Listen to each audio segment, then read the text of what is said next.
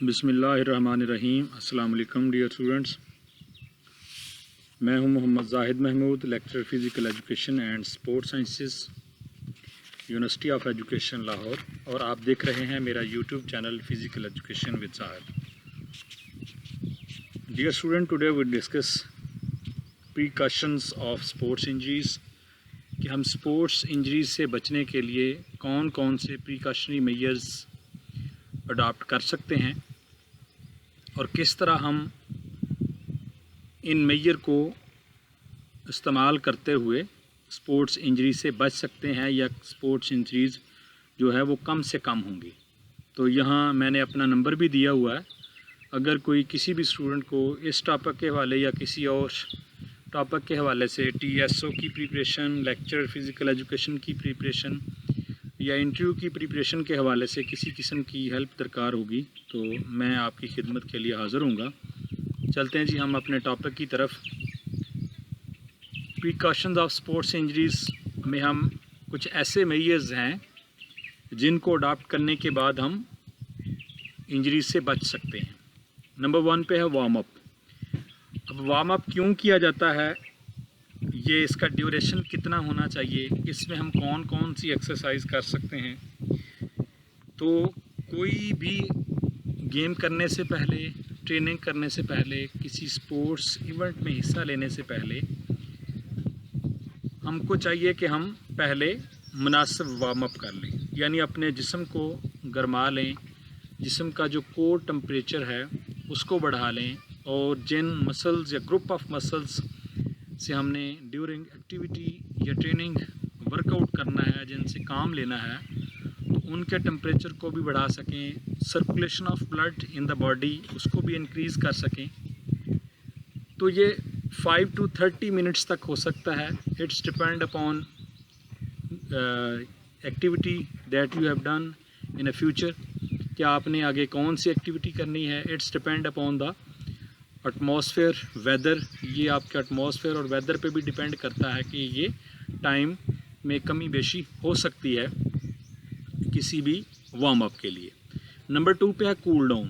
Cool down is opposite of warm up, यानी जब कभी आप कोई खेल, मैच, गेम, ट्रेनिंग या कोई भी ट्रेनिंग सेशन का इख्तिताम करते हैं तो आपकी बॉडी जो है वो काफ़ी हीट अप होती है, आपका सर्कुलेशन बहुत ज़्यादा होता है, टेम्परेचर ज़्यादा होता है।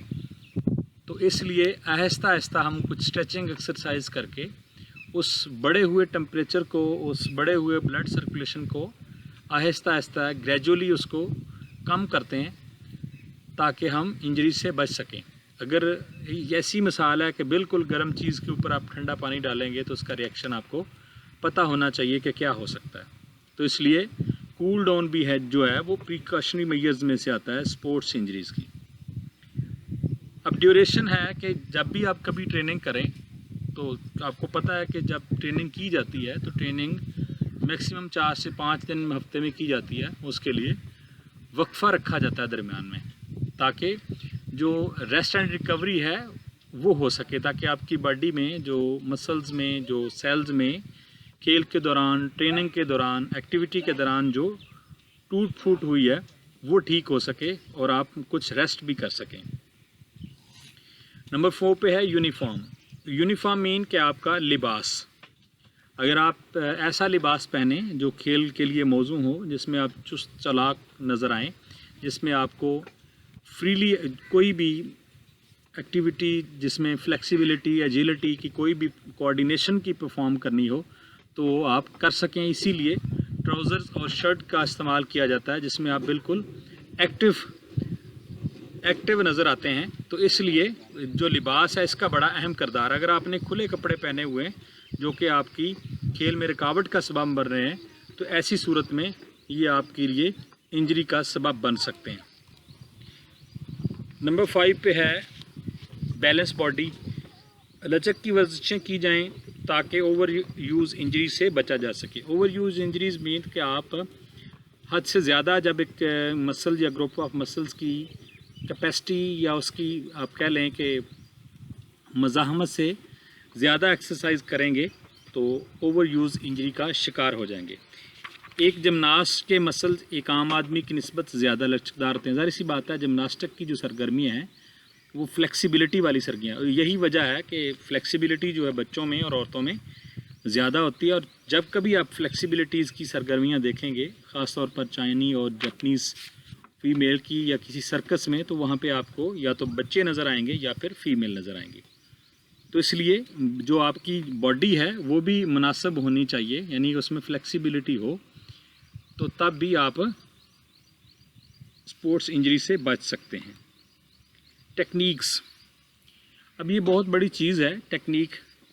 मेरे ख्याल के मुताबिक जहाँ पे आपको इक्विपमेंट चाहिए, इक्विपमेंट के साथ साथ सबसे जो बड़ी चीज़ है वो टेक्निक होती है।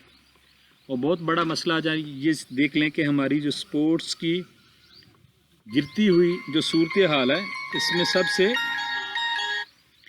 बड़ी वजह जो है वो टेक्निक्स की कमी है। हमारे पास टेक्निक्स नहीं है, और जब हम बेहतर अच्छी टेक्निक्स को फॉलो करेंगे तो हम चोट से बच सकेंगे। हमें पता होना चाहिए कि हमारा कौन सा मसल किस मूवमेंट में किस वक्त काम करता है, कौन सा मसल स्ट्रेच कर रहा है, कौन सा फ्लेक्स कर रहा है। तो ऐसी सूरत में हम चोटों से बच सकते हैं। इक्विपमेंट, खेलों का साजो सामान। अब खेलों का साजो सामान अगर मेयारी होगा तो तब भी चोटों से बचा जा सकता है। मिसाल के तौर पर स्क्वैश का मतलब एक हैंडल अगर टूटा हुआ है तो वो थोड़ी बहुत उसमें टूट फूट है तो वो भी दूसरे खिलाड़ी को लग सकता है, चोट आ सकती है। बैट है क्रिकेट का, उससे भी अगर बैट टूट के लग जाए किसी को, अगर वो स्टैंडर्डाइज नहीं है, फुटबॉल है, वॉलीबॉल, ये चीज़ें भी इसका स्टैंडर्ड मुकर्रर है। अगर उससे स्टैंडर्ड से लो क्वालिटी की चीज़ें हैं वो, तो वो फिर आपको चोट लगने का सबब बन सकती हैं। वेदर एंड एनवायरनमेंट, आपको पता है कि खेल जो है वो मौसम जो है वो खेल पर असरअंदाज होता है। ज़्यादा सर्दी में हाइपोथर्मिया और फ्रस्ट बाइट की बीमारी आपको लग सकती है, अज़लाती चोटों का बास बन सकते हैं। इस तरह गर्मी में इंड्योरेंस वाले इवेंट ख़तरे का बास बन सकते हैं। इनमें हीट क्रैम्प्स और हीट स्ट्रोक जो है वो उन बीमारियों का सबब बन सकते हैं। गर्मी ज़्यादातर जिस्म में पानी की कमी, पट्ठों का दुखना, उज़लात वगैरह की चोटों का सबब बन सकती हैं। सख्त सर्दी में बर्फ़ में या बर्फ़बारी में कोई भी आउटडोर खेल जो है वो से खिलाड़ियों को वो इंजरीज़ का सबब बन सकती हैं। रिहैबिलिटेशन मीन्स जब कभी आपको कोई चोट लग जाए तो उसमें आपका सही होने का जो टाइम पीरियड है वो रिहैबिलिटेशन पीरियड कहलाता है। यानी एक इंजर्ड खिलाड़ी जो है वो सेहतयाब होकर जब खेल के मैदान में लौटता है तो उस टाइम ड्यूरिंग जो है वो टाइम रिहैबिलिटेशन पीरियड कहलाता है। यानी अगर किसी खिलाड़ी को चोट लग जाए तो चोट से मुकम्मल बहाली तक खेल से परहेज़ किया जाए, वरना ना सिर्फ पहले से मौजूद चोट ज़्यादा शिद्दत के साथ उभरेगी बल्कि दूसरी जगहों पर भी चोट लगने का अंदेशा है। इस तरह जो एक्यूट इंजरीज़ हैं वो क्रोनिक इंजरीज़ में बदल जाएंगी जब उनका प्रॉपर इलाज नहीं करेंगे। नंबर 10 पे है रिस्पॉन्सिबिलिटी। खेल में चोट से बचाव के लिए मुख्तलिफ अफराद ज़िम्मेदार समझे जाते हैं। इनमें सबसे पहले शुरका यानी खिलाड़ी। अगर आप मोहतात तरीके से नहीं खेलते तो आपको चोट लग सकती है। दूसरे नंबर पे कोच आते हैं, ट्रेनर्स हैं, डॉक्टर्स हैं, मेडिकल एडवाइज़र हैं, फ़र्स्ट एड देने वाले हैं। तो कोच का ये काम है कि खिलाड़ियों को हॉस्टाइल जो है एग्रेशन है इससे परहेज़ करें, किसी को चोट ना लगाएं। तो अगर किसी को चोट लगाएंगे तो हो सकता है वो चोट आपको भी लग जाए। तो ज़िम्मेदाराना तरीके से खेलें, कंपटीशन करें, कम्पीट करें, क्योंकि खेलों की फ़िलासफ़ी ये नहीं है कि हर चीज़ विन करना है। हाँ, विन ज़रूर करें लेकिन उसमें आप किसी दूसरे को नुकसान नहीं पहुँचाएं। आप कम्पीट करना जो खेल का असल रूह है, कम्पीट करना, कंपटीशन करना। तो इसमें ज़ाहिर सी बात है कोच का काम है खिलाड़ियों की वो जहाँ पे तरबियत करता है, खेल के हवाले से ट्रेनिंग करता है, वहाँ उसका अखलाकी ज़िम्मेदारी भी बनती है कोच की कि वो उनकी तरबियत इस लिहाज से भी करे ताकि वो बेहतर खिलाड़ी जो साबित हो सकें, बजाय उसके कि वो खुद किसी को चोट लगाएं और ख़ुद को भी चोट लग जाए। इसी तरह मेडिकल एडवाइज़र और फर्स्ट एड वाले हैं ताकि जो किसी खिलाड़ी को अगर चोट थोड़ी बहुत लगती है تو اور فرسٹ ایڈ اور ڈاکٹر جو ہے اس کی مناسب طریقے سے کیئر کرتا ہے، فرسٹ ایڈ پرووائڈ کرتا ہے، اس کی ٹریٹمنٹ کرتا ہے، تو اس کے بگڑنے کے چانسز بہت کم ہو جاتے ہیں۔ تو یہ تھا آج کا ہمارا ٹاپک کہ ہم ان پریکاشنری میجرز کو اڈاپٹ کرتے ہوئے ہم سپورٹس انجری سے بچ سکتے ہیں، پریونشن ہو سکتی ہے، اور کھلاڑی جو ہے وہ بہتر طریقے سے اپنی کھیل کو جاری رکھ سکتا ہے۔ انشاءاللہ کسی نئے عنوان کے ساتھ آپ کی خدمت میں حاضر ہوں گا۔ السلام علیکم۔